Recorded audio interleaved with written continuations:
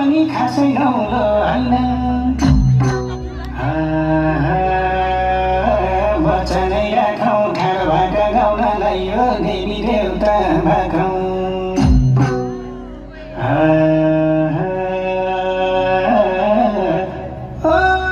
शरणै परे